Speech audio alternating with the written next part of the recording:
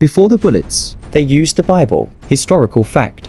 The Bible was the first weapon of empire. before Africa was carved up by European powers in the scramble for Africa. It was slowly disarmed spiritually by men who wore crosses instead of carrying guns. Long before the rifles of the British or French soldiers thundered across African soil, Christian missionaries arrived with Bibles, hymns, and holy verses, not simply to spread the gospel, but to reframe African identity, loyalty, and purpose in preparation for colonial conquest. The case of Nigeria.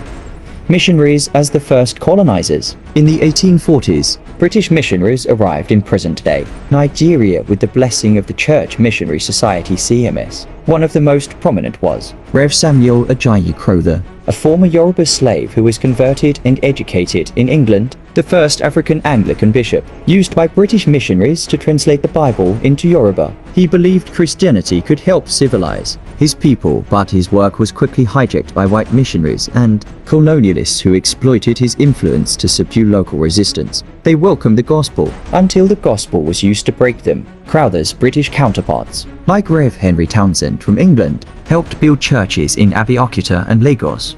These churches became not just places of worship, but outposts of cultural domination. Townsend was followed by Rev. James Johnson, aggressive in his call to destroy idolatry. Mary Slessor, a Scottish missionary in Calabar, who preached against traditional beliefs while backing colonial control. David Livingstone in southern Africa, Claimed he brought Christianity, commerce and civilization. but opened the path for British imperialism in Malawi and Zambia. Conversion before conquest. African spirituality was branded as barbaric, heathen, or satanic. Ancestor worship, drumming, Herbal medicine outlawed or discouraged in Christian zones. Christian converts were often used as informants against their own communities. In some regions, refusing baptism meant denial of education. land rights, or protection. Missionaries softened the land for colonial governments. By the time the British brought in gunboats, The cultural defenses had already been dismantled. When the missionaries came to Africa, they had the Bible and we had the land. They said,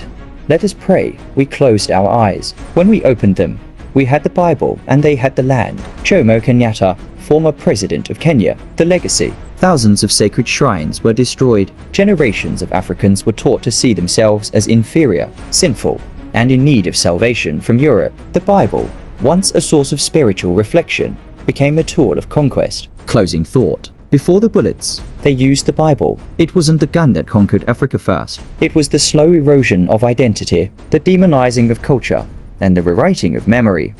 The history they try to erase. Please subscribe for more video like this. Africa Journey 001.